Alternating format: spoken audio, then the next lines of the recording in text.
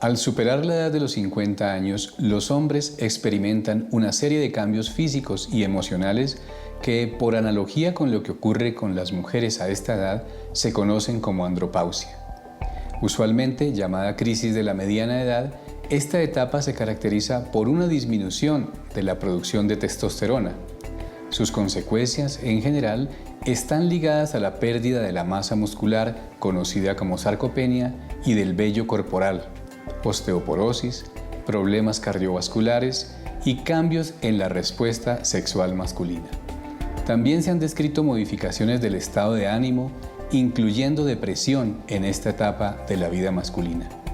Sin embargo, dado que es una etapa que no se desencadena de manera concreta por algún evento biológico, sino que se desarrolla progresivamente y que sus manifestaciones son inespecíficas y varían de individuo en individuo, la andropausia ha suscitado discusión en la comunidad médica y su existencia es un tema controversial. Para conocer más sobre la andropausia, los invitamos a una charla con los expertos. Profesor Pablo Gómez, ¿sí existe la andropausia y qué sería eso de la andropausia? La andropausia es un término que se ha acuñado tratando de similar lo que existe en la mujer, que es la menopausia. Pero particularmente en la mujer, la menopausia es un momento en que deja de menstruar y sus ovarios dejan de producir hormonas. En el hombre como tal, la andropausia, lo cual significaría un episodio de frenar por completo la producción de hormonas o de andrógenos, no existe. Sí existe, por lo tanto, una declinación de la producción de hormonas que es de manera lenta y progresiva con la edad, pero no como ocurre en la mujer, que simplemente dejan de producirse las hormonas. En el hombre como tal no existe y por lo tanto hemos cambiado el nombre de andropausia por otros nombres en medicina, valga la redundancia, como por ejemplo disminución de la producción de hormonas en el adulto mayor. Se han acuñado otros términos para ello. En la mujer se detiene definitivamente cuando desaparece la menstruación. En la mujer se detiene, pero en el hombre es un declinar muy lento. Por lo tanto, no hay una pausa, no hay un cesar inmediato, sino una disminución progresiva y mucho más lenta. Lo cual significa que los síntomas también que se producen son mucho más lentos y más fácilmente corregibles. A propósito de eso, profesor Roberto Franco, ¿cuáles son esos síntomas del declinar de la producción de hormonas sexuales en el hombre, en el adulto mayor? Hay, digamos, dos bloques grandes de síntomas. Uno en el campo de la esfera psicosexual y otro en la esfera somática, en el cuerpo en general. Entonces, el paciente o la persona refiere debilidad, algunos tienen cambios en el ánimo, depresión, uno los han llamado, se llama astenia, como falta de energía para hacer las cosas. Falta de fuerza para las cosas, En el campo sexual se puede encontrar disfunción eréctil, pérdida de la erección matutina, es uno de los síntomas, digamos, de alarma en este caso, o pérdida de las fantasías sexuales. Esas son cosas que lo llevan a hacer una lista de chequeo que después de pronto hablaremos, para sospechar que el paciente está entrando en hipogonadismo. El término que hoy por hoy más se acepta es hipogonadismo de aparición tardía. Hipogonadismo querría decir como una disminución en la función de las gónadas. De las gónadas, o sea, los testículos en el hombre. Exactamente. Y que lo padecerá más o menos el 5% al 10% de la población masculina. O sea que el 90%, a pesar que, como decía el profesor Gómez, van a ir declinando su función testicular, le alcanza para vivir toda su vida sin padecer los síntomas francos de una andropausia, entre comillas. Profesor Gómez, ¿y la fertilidad se ve afectada simultáneamente con esta disminución de las hormonas? Claro, y desde luego tenemos muchos hombres en edad de adultos mayores, digamos después de los 50 o 60 años, donde ya empieza seguramente a producirse esta disminución en la producción de testosterona, que quieren buscar familia. Y particularmente estos hombres nos consultan y vemos que el examen de semen, que es uno de los datos más importantes, puede mostrar alguna disminución de las características del semen. Porque la producción de espermatozoides, que tiene que ver desde luego con la fertilidad, está directamente influenciada por la producción de testosterona. Si la testosterona, que es la hormona que producen los testículos, baja, por supuesto va a disminuir la fertilidad. Eso no quiere decir que todo hombre con problemas de fertilidad deba utilizar testosterona, o sea, la hormona de reemplazo, porque eso frena por completo la producción de espermatozoides, de manera que hay que ser muy cuidadoso y bajo estricta vigilancia médica la utilización del reemplazo hormonal en los adultos que tienen problemas de fertilidad. Usted ha mencionado, doctor Franco, que además de la disminución de la actividad sexual en general o de las actividades de la esfera sexual, había disminución de la masa muscular, de la fuerza muscular. ¿El hueso también se ve afectado? Sí, cuando osteoporosis y osteopenia está asociado. Algo parecido a lo que ocurre en la mujer en la menopausia. Exactamente, en ese grupo, digamos, pequeño de hombres que la padecen.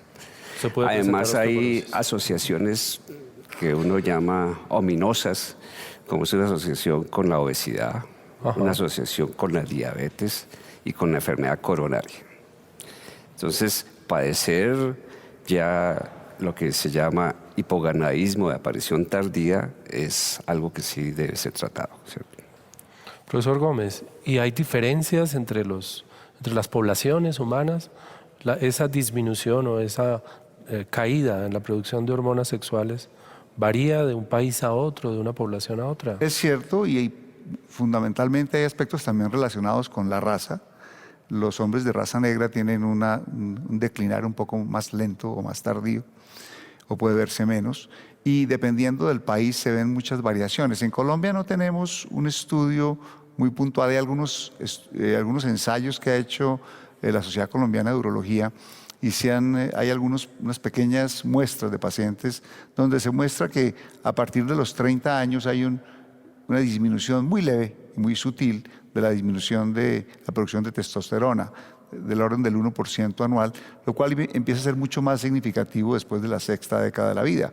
Y empieza toda esta constelación de síntomas que hacen parte, pues, casi que de un proceso global de envejecimiento del hombre, donde hay obesidad, hay aumento de la masa muscular alrededor del abdomen, lo que mencionaba el doctor Franco relacionado con pérdida de la fuerza muscular, de la capacidad de concentración, de la depresión, trastornos de la función sexual, particularmente del deseo y desde luego de la calidad de la erección, pérdida de las erecciones matutinas, de manera que esto hace que los pacientes consulten con frecuencia. Doctor Franco, entonces un hombre que presenta estas manifestaciones, ¿cómo puede asegurarse de que tiene un déficit hormonal realmente? ¿Cómo se diagnostica esa situación? Bueno, el diagnóstico tiene dos elementos.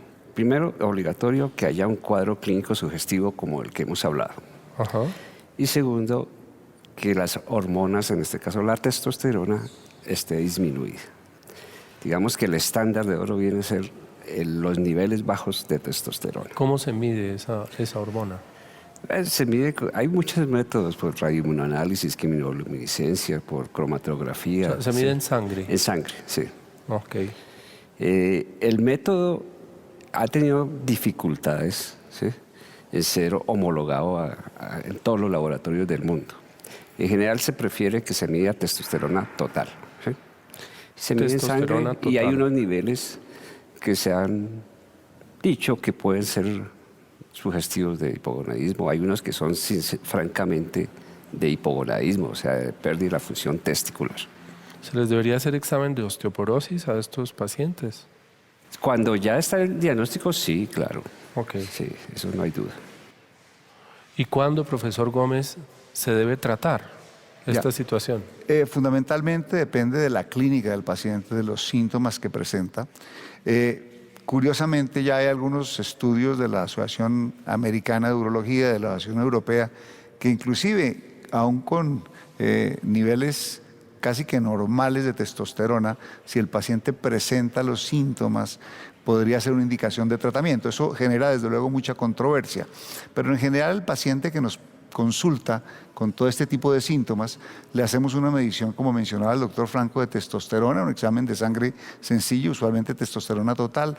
Cuando hay dudas o dependiendo de la clínica, hay otras mediciones un poco más profundas, si se quiere, que es medir la testosterona, una fracción de la testosterona no unida a las proteínas, en fin, otras pruebas de laboratorio. Pero lo cierto es que el paciente con este tipo de síntomas se beneficia de manera notable con el reemplazo hormonal de testosterona. Hay diferentes presentaciones para utilizar en el tratamiento, pero lo cierto es que estos pacientes se mejoran y en la monitoría, que es hacer el seguimiento con pruebas periódicas de sangre y su estado clínico, vemos una respuesta que es bastante satisfactoria. ¿Cómo se administra la testosterona, doctor Franco?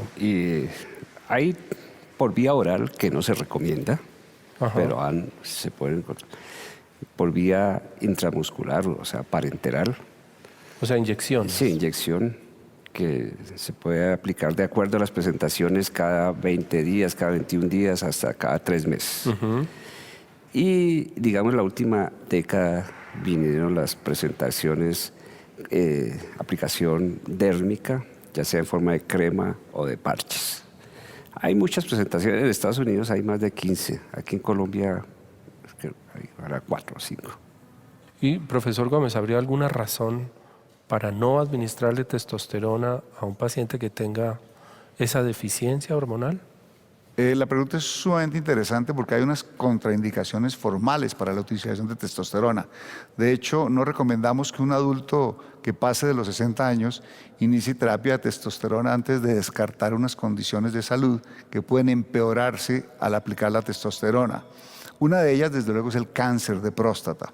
El cáncer de próstata es estimulado por la testosterona, de manera que si el paciente tiene un cáncer de próstata oculto que no ha sido diagnosticado y empieza a aplicarse testosterona, puede empeorar notablemente su enfermedad. De acuerdo. De manera que es una de las condiciones más claras. Otras situaciones de salud de la próstata, como el crecimiento benigno de la próstata, ya no el cáncer, sino el crecimiento benigno, que le produce, a diferencia del cáncer, o pues también puede producir el cáncer, pero en general produce el paciente dificultad para orinar, aumento de la frecuencia, todo este grupo de síntomas de chorro delgado.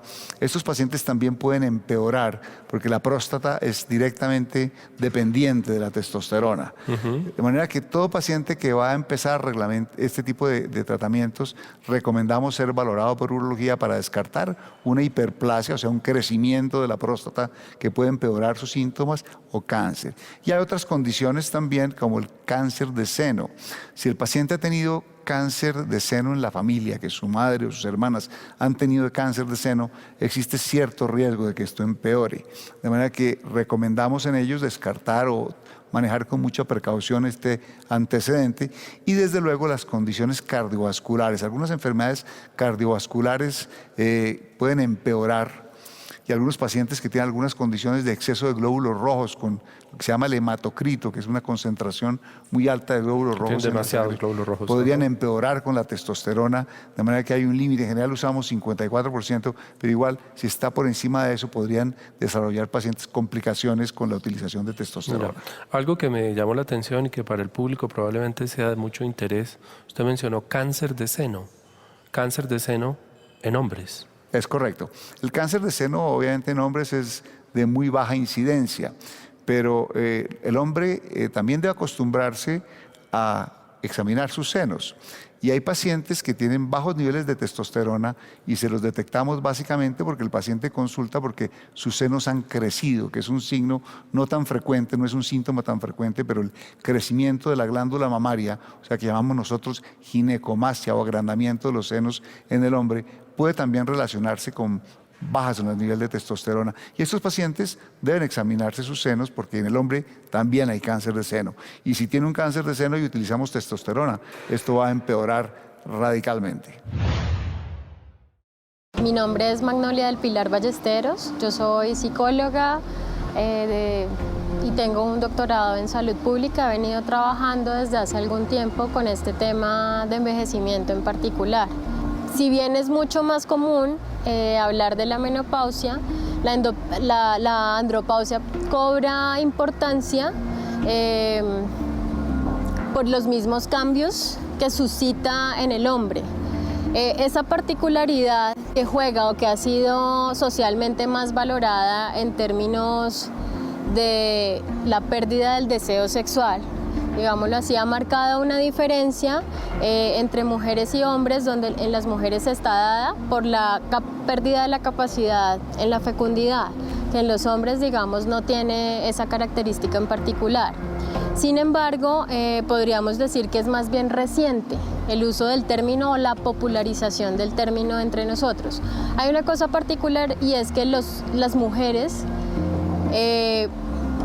se preparan socialmente para reconocer esos síntomas. En cambio, en el caso particular de los hombres, pues no hay como una preparación para el reconocimiento del síntoma. Simplemente se asume que se está envejeciendo. Es ese cambio en particular. Normalmente se asocia con las etapas de retiro. Es decir, coincide con las etapas de retiro en términos, digamos, de lo cultural, y es donde se marca la pérdida, digamos, de ese estatus que se tenía por ser el proveedor de alguna manera de la familia, uno de los principales aportantes, y digamos que esa es la coyuntura que uno socialmente puede reconocer, es decir, en el hombre es fácilmente reconocible por eso. Ahora bien, hay cambios o aspectos biológicos que pesan en relación con el tema de la testosterona. Una de las características que se reconoce fácilmente, digamos, en las conversaciones con personas, con hombres adultos, es el miedo justamente a esa pérdida del deseo. Aquí estamos hablando solamente del deseo sexual y de la capacidad de fantasear con el otro, de un ejercicio. La idea siempre es pensar estos cambios que son biológicos y que tienen un efecto en otras dimensiones, como por ejemplo la conductual, pensarlo como en una posibilidad.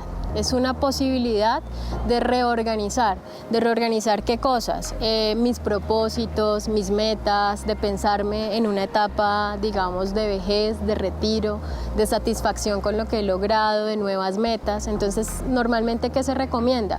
Se recomienda cuando se identifiquen síntomas como depresión, irritabilidad, ansiedad, que se pueda consultar a un profesional que pueda colaborar, digamos, no solo en términos de lo teórico, sino ayudar a llevar con facilidad ese proceso. En ese sentido, la familia puede estar pendiente de esos cambios justamente y mantener una comunicación activa con el hombre. Es decir, puede estar relacionado con su pareja, con sus hijos. Es claro, mantener una comunicación que le permita expresar abiertamente esas de alguna manera fases críticas por las que puede atravesar. Entonces es algo muy importante el tema de comunicación, el tema de la solidaridad y las redes de apoyo, es decir, conservar las amistades. Es una cuestión particular, ¿por qué? Porque las nuevas familias, digamos, apuntan a que ya no vemos a los hijos como los cuidadores del futuro, sino que esos cuidadores pues vamos a ser nosotros mismos, es decir, va a ser mi pareja, va a ser probablemente el vecino, el amigo, es decir, que esas redes se puedan fortalecer. ¿Qué implica?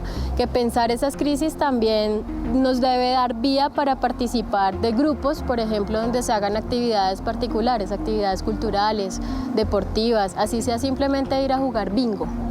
Ese es un ejercicio, digamos, cotidiano que uno podría hacer perfectamente.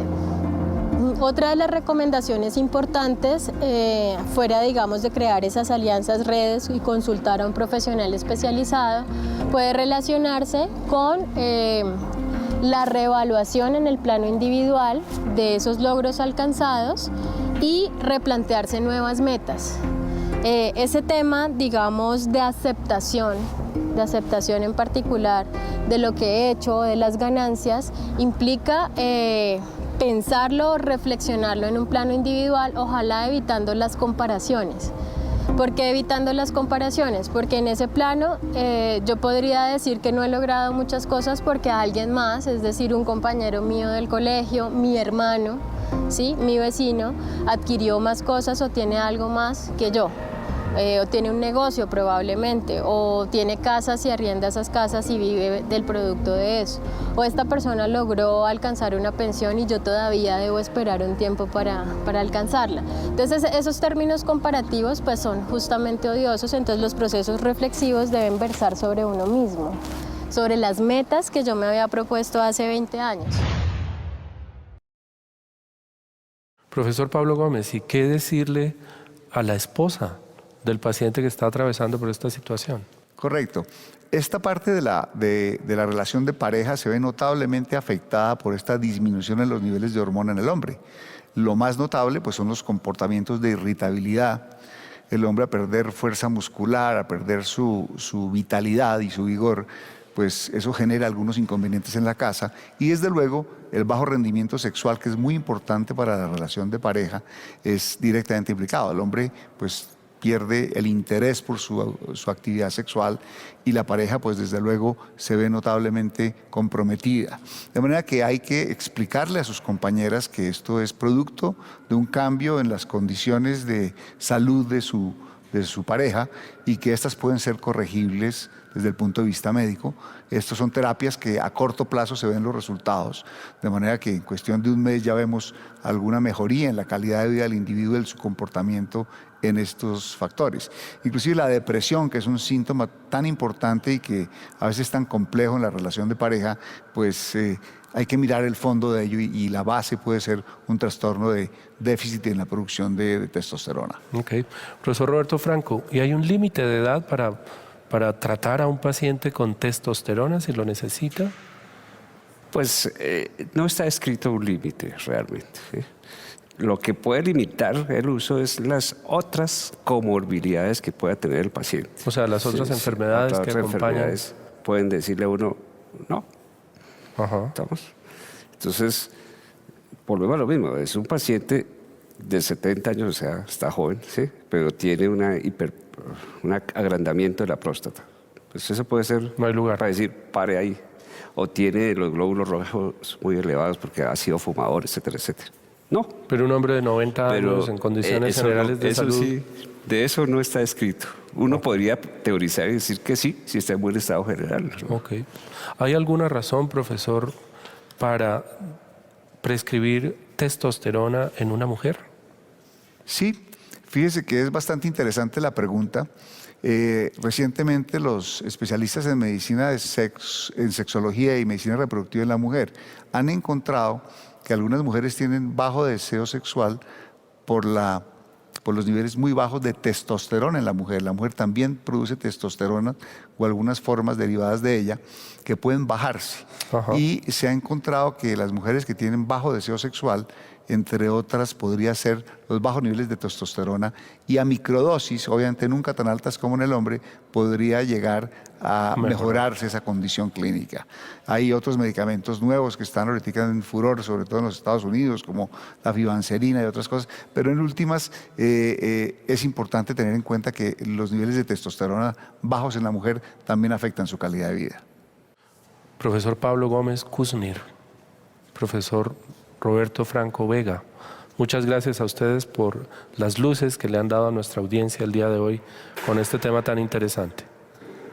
Esto es Estación Salud, Medicina a Tiempo.